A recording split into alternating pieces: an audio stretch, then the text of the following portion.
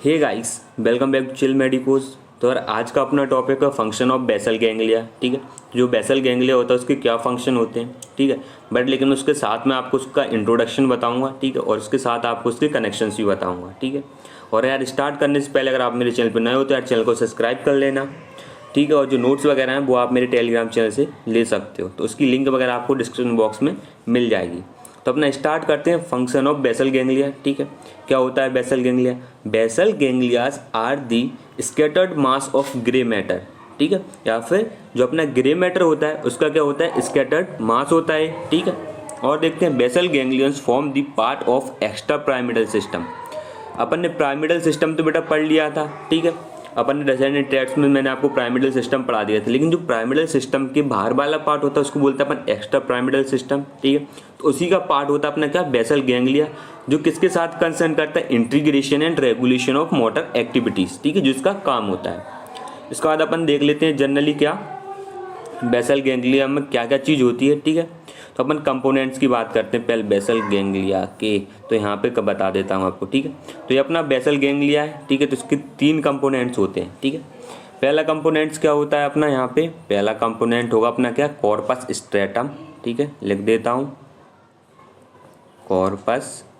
ठीक है, STRIATUM। ठीक है, कॉर्पस स्ट्रेटम। ठीक है, सेकेंड कौन सा होता है अपना यहाँ पे? सब्सटेंसिया। ठीक है, सब्सटेंटिया नाइग्रा। ठीक है, NIGRA। ठीक है, ये हो गया। और इसका एक और थर्ड होता है, उसको अपन बोलते हैं क्या? सबथैलेमिक न्यूक्लियस ऑफ लाइस। ठीक है, तो ये क्या आपने इसके 3 पार्ट मिलके इसको अपन बना रहे हैं बेसल गैंग्लियन को सिंपली। ठीक है, तो इसमें जो कॉर्पस स्ट्रेटम होता है, ठीक है, तो इसके होते हैं 2 पार्ट। ठीक है, 2 पार्ट होते हैं इसके। कौन कौन से होंगे बताता हूँ आपको। जो इसका पहला पार्ट होता है वो होता है इसका क्या? Quadrate nucleus. ठीक है, और सेकंड क्या होता है इसका? Lenticular nucleus. ठीक है, इनको मैं आपको यहाँ पे पढ़ाने वाला हूँ। ठीक है, तो अपन कर देते हैं इसको इरेज। ठीक है, देख लेना आप क्या क्या बता दिया मैंने आपको। 3 पार्ट्स बता दिए, कॉर्पस स्ट्रेटम, ठीक है, सब्सटेंसिया नाइग्रा, और थर्ड तो वो अपना था सबथैलेमिक न्यूक्लियस ऑफ लाइस। ठीक है, अब इसके बाद क्या था? जो अपना कॉर्पस स्ट्रेटम था, इसके अपन ने 2 पार्ट पढ़ने वाले हैं। ठीक है, quadrate nucleus and lenticular nucleus. ठीक है, अब इसको कर देते हैं अपन इरेज। ठीक है, तो सबसे पहले अपन क्या पढ़ेंगे? Corpus striatum. ठीक है, तो कॉर्पस स्ट्रेटम के क्या अपने 2 पार्ट होते हैं। ठीक है, पहला क्या होता है अपना? Quadrate nucleus. ठीक है, तो यहाँ पे आप देखिए कॉर्पस स्ट्रेटम में अपना है। ठीक है, सिंपली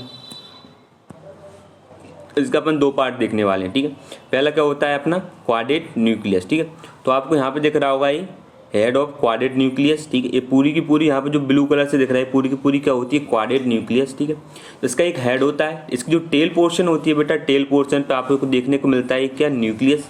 ठीक है, अमेग्डालोइड न्यूक्लियस। ठीक है, अब इसके बाद क्या होता है? जिसका हेड पोर्शन है तो आपको यहाँ पे एक स्ट्रक्चर देखने को मिल रहा होगा जिसे अपन बोलते हैं पुटमैन। ठीक है, आप यहाँ पे देखिए ये अपना क्या है? इंटरनल कैप्सूल है। ठीक है, अगर मैं इसकी ऐसी बात करूँ तो ये अपना रेड कलर से क्या हो गया? Internal capsule.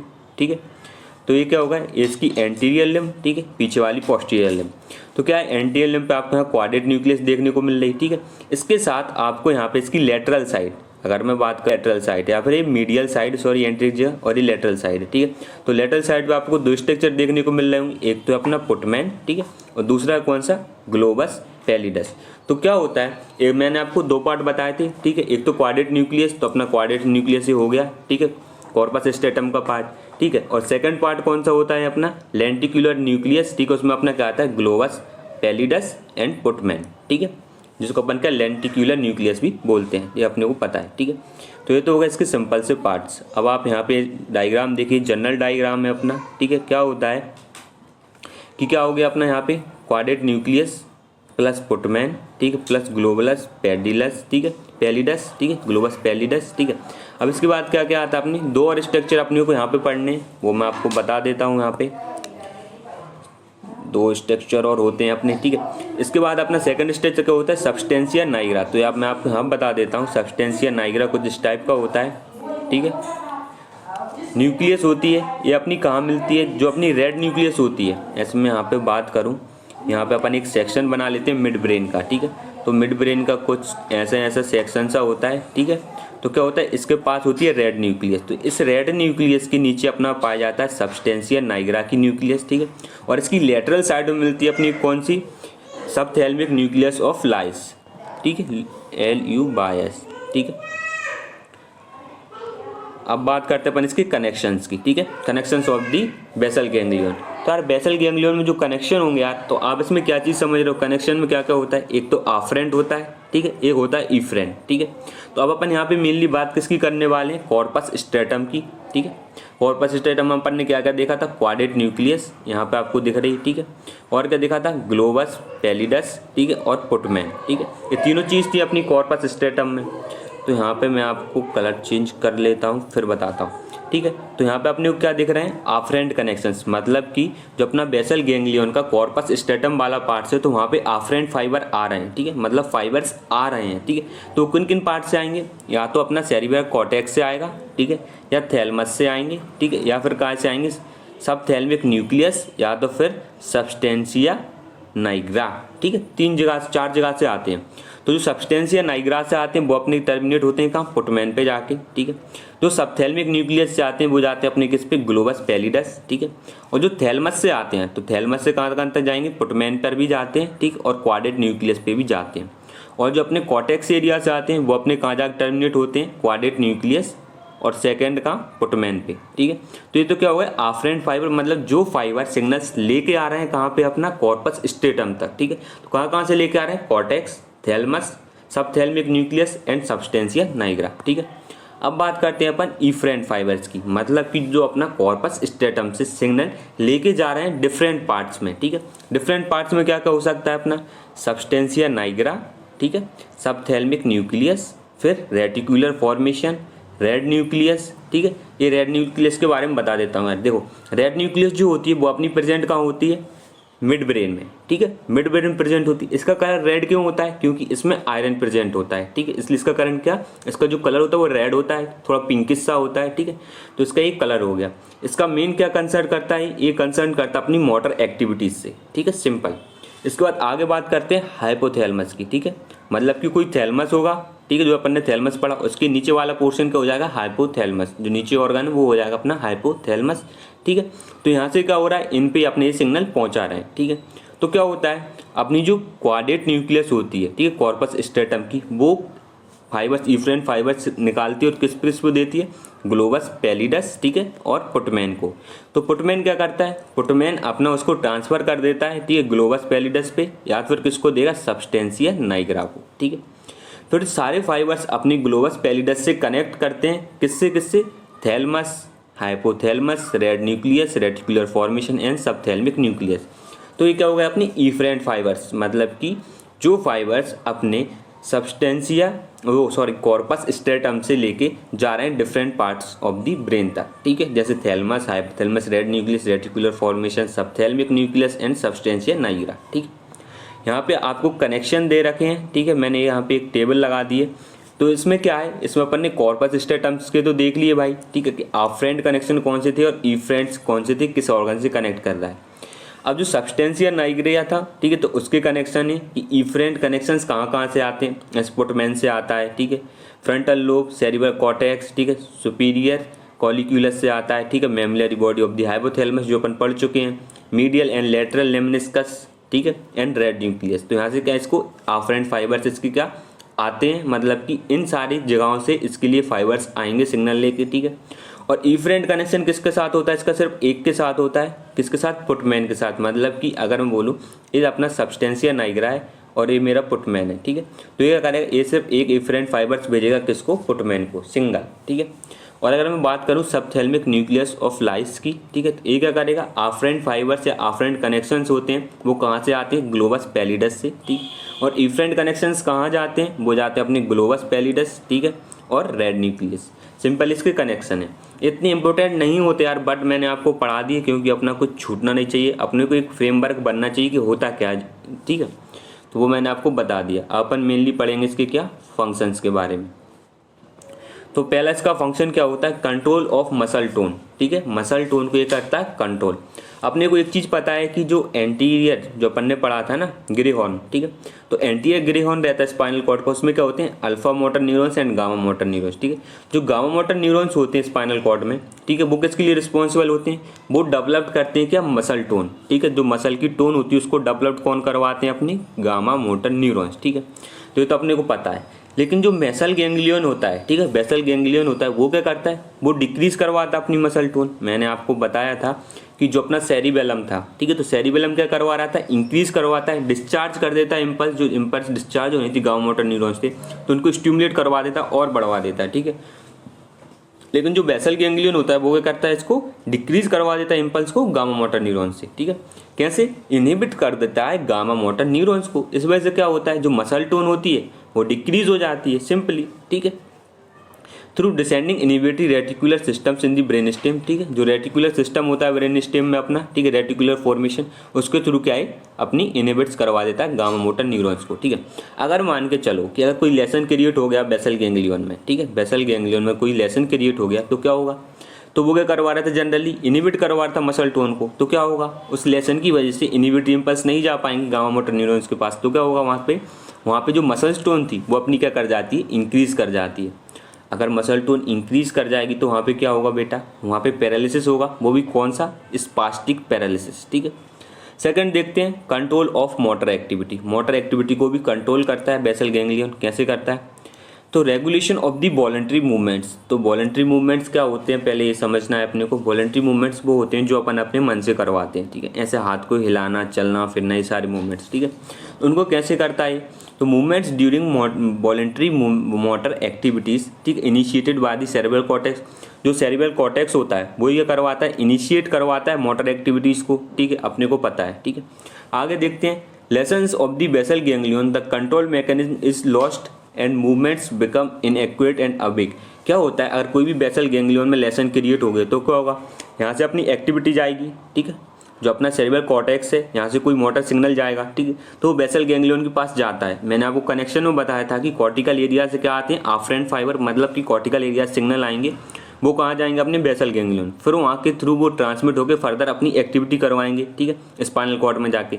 तो क्या होगा, कोई बेसल गैंग्लियन पे अगर अपना लेसन क्रिएट हो रहा है तो वहाँ पे क्या होगा, जो सिग्नल आ रहे थे कॉर्टेक्स से तो वो उसमें वहाँ पे क्या हिंडर कर जाएंगे, वो सिग्नल्स नहीं आ पाएंगे। इस वजह से जो मूवमेंट होना चाहिए था अपना, ठीक है, बॉडी का, तो वो इनएक्यूरेट और अबेक्ड हो जाते हैं, ठीक है।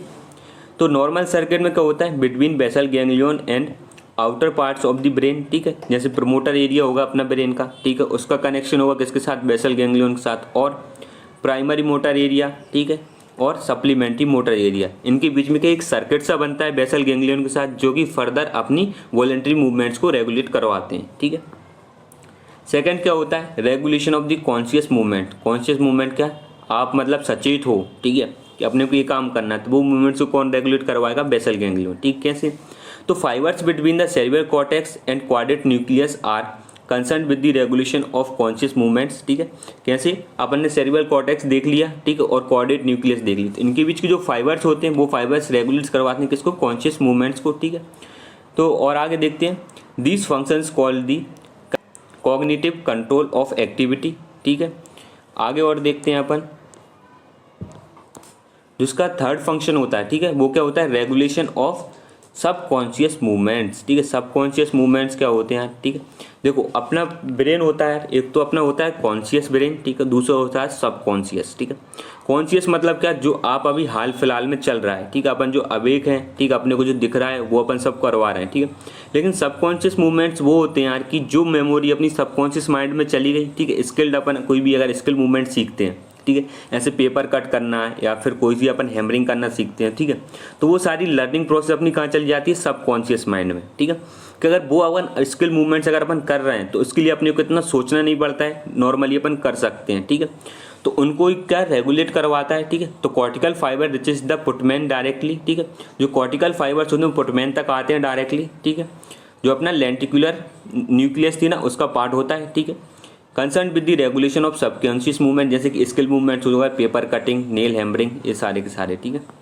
थर्ड देखते हैं इसका अपन, control of reflex muscular activity, जो उसका थर्ड फंक्शन होता है, ठीक है। तो some reflex muscular activities particular to visual and labyrinth reflex. क्या होता है, अपन कुछ देख रहे हैं, ठीक है, अपन ने जो अपना रहता है हियरिंग वाला टेस्ट पढ़ेंगे ना जब अपन, ठीक है, तो उसमें क्या होते हैं, लेवरेंथ होते हैं, ठीक है। तो उन लेवरेंथ्स के थ्रू क्या अपने रिफ्लेक्स जनरेट होते हैं जो मेंटेन करते हैं अपनी बॉडी का पोस्चर, ठीक है। तो ये कौन सी हुआ है, रिफ्लेक्स मस्कुलर एक्टिविटी। ऐसे मान चलो आपने कुछ सुना, आपने कुछ देखा, तो उसकी वजह से आप अपना पोस्चर मेंटेन कर रहे हो, तो ये अपना रिफ्लेक्स हो गया कि आपने कोई सिग्नल लिया, ठीक है, वो अपने ईयर से, ठीक, और अपनी आई से कहाँ पहुँचा, अपना पहुँचा बेसल गैंग्लियन के पास, और वहाँ से कहाँ आया, अपनी बॉडी के पास, ठीक है। मतलब सेंस लिया और उसने फिर मोटर एक्टिविटी के लिए प्रमोट किया कि आप ये करिए, तब जाके आपकी बॉडी का पोस्चर मेंटेन रह जाएगा, ठीक है। तो इसको मेंटेन कौन करवाएगा, अपना बेसल गैंग्लियन, ठीक है। तो basal ganglion responsible for coordinate and integration of impulse, ठीक है, दिस रिफ्लेक्स एक्टिविटीज। सिंपल, अगर lesson of the basal ganglion अगर हो गया तो क्या होगा, जो आपका पोस्चर मूवमेंट्स था, ठीक है, विजुअल एंड लेवरेंथ रिफ्लेक्स का, ठीक है, लेवरेंथिन रिफ्लेक्स का, वो क्या हो जाएगा, एबनॉर्मल यहाँ पे हो जाएगा। जो पोस्चर मेंटेन हो रहा था वो पोस्चर मेंटेन नहीं हो पाएगा, ठीक है। फोर्थ क्या होता है, control of automatic associate movements, ठीक है। ऑटोमेटिक एसोसिएट मूवमेंट्स कैसे, अगर मैं आपको पढ़ा रहा हूँ, ठीक है, तो क्या हो रहा है, मेरे हाथ हिल रहे हैं, ठीक है, मैं आपको पढ़ा रहा हूँ, बोल रहा हूँ, लेकिन उसके साथ मेरे हाथ अपने आप मूवमेंट कर रहे हैं, ठीक है। अगर मुंह का मूवमेंट करवा रहा हूँ वहाँ पे माउथ का, तो वहाँ पे हाथ का मूवमेंट क्या एसोसिएट है उसके साथ, ठीक है। और अगर जैसे बोलूँ कि ऐसे मैं बोल रहा हूँ, ठीक है, तो उसके साथ मेरे फेस पे एक्सप्रेशंस आ रहे हैं, this is the associate movements, ठीक है। अपन उसको खुद नहीं करवाते, वो अपने आप ही आते हैं, ठीक है। तो automatic associate movements are the movements in the body takes place along with some other motor activities, ठीक है। ऐसे मैं बोल रहा हूँ तो मेरे फेस पे मूवमेंट आ रहे हैं, ठीक है, लाइक फेशियल एक्सप्रेशन, स्विमिंग, ठीक है, ऑफ आर्म, ठीक है, वॉकिंग। ऐसा अपन जब चलते हैं तो अपने हाथ आगे पीछे हिलते हैं ना अपने आप, तो वो क्या होगा, एसोसिएट मूवमेंट्स, ठीक है। अगर कोई भी अगर लेसन क्रिएट होता है बेसल गैंग्लियन में, तो उसकी वजह से क्या होगा, absence of automatic associate movements, ठीक है, एब्सेंस हो जाएंगे ऑटोमेटिक एसोसिएट मूवमेंट, ठीक है। Results in the poverty of movement, तो मतलब जो मूवमेंट्स अपने हो रहे थे उनमें गरीबी आ जाएगी, ठीक है, मतलब वो होंगे नहीं, कम ही हो पाएंगे। तो इस वजह से क्या होता है, अगर मान चलो फेस के मूवमेंट अगर लूज करते हैं, ठीक है, अगर एक्सप्रेशन लूज करते हैं, अगर अपन कोई वर्क कर रहे हैं, अगर मैं बोल रहा हूँ, ठीक है, अगर मेरे पूरे फेस के एक्सप्रेशन चले गए, तो उसको अपन क्या बोलते हैं, मास्क लाइक फेस, ठीक है। और अगर अपनी बॉडी में कोई से एसोसिएट मूवमेंट्स हो रहे थे, ऐसे चलने के साथ हाथ हिल रहे थे, ठीक है, अगर वो नहीं हिलेंगे तो क्या हो जाएगा, अपना स्टैचू लाइक बॉडी अपने को देखने को मिलती है, ठीक है। आगे बात करते हैं, ठीक है, रोल इन अरोजल मैकेनिज्म, मतलब कि जो अपन जगते हैं उसके मैकेनिज्म में भी इसका काफ़ी काम होता है। जो ग्लोबस पैलिडस होता है, ठीक है, एंड रेड न्यूक्लियस होती है, ठीक है, वो क्या करती हैं, इन्वॉल्व इन दी अरोजल मैकेनिज्म में इन्वॉल्व रहती हैं, ठीक है, because of their connections with the reticular formation. मतलब क्या होता है, रेटिकुलर फॉर्मेशन मेनली अपना कंसर्न करता है अरोजल मैकेनिज्म के साथ, ठीक है, बट अपने ग्लोबस पैलिडस और जो रेड न्यूक्लियस होती है उनका कनेक्शन होता है किसके साथ, रेटिकुलर फॉर्मेशन के साथ। इस वजह से इसका मैकेनिज्म किसमें, अरोजल मैकेनिज्म में भी होता है, ठीक है। अगर कोई सा भी लेसन क्रिएट हो गया ग्लोबस पैलिडस पे, तो क्या होगा, तो उस टाइम पे जो आपका मतलब अब एक मैकेनिज्म था, आप उठ रहे थे तो आप उठ नहीं पाओगे, तो क्या होगा, आप सोते रह जाओगे, ठीक है, सिंपल। आगे देखते हैं 6, role of neurotransmitters in the function of basal ganglion. तो बेसल गैंग्लियन के फंक्शंस में न्यूरोट्रांसमीटर्स का क्या रोल होता है, ठीक है। तो functions of the basal ganglion on motor activities, ठीक है, एग्जीक्यूटेड बाय सम न्यूरोट्रांसमीटर्स, ठीक है, सारे फंक्शंस किससे एग्जीक्यूट होंगे, न्यूरोट्रांसमीटर्स से।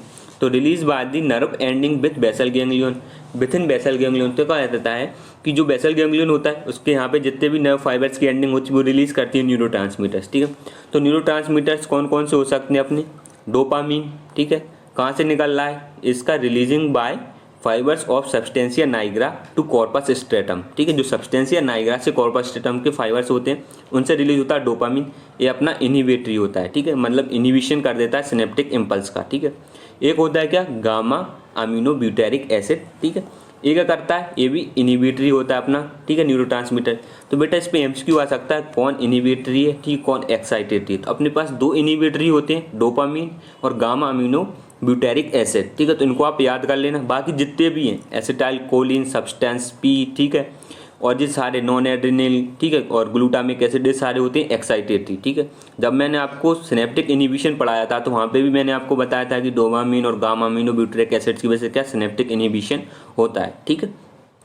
तो ये सारे आप याद कर लेना और कहाँ से रिलीज होते हैं ये भी याद कर लेना, ठीक है, काफ़ी अच्छा है, याद हो जाएंगे आपको ईजिली, ठीक है।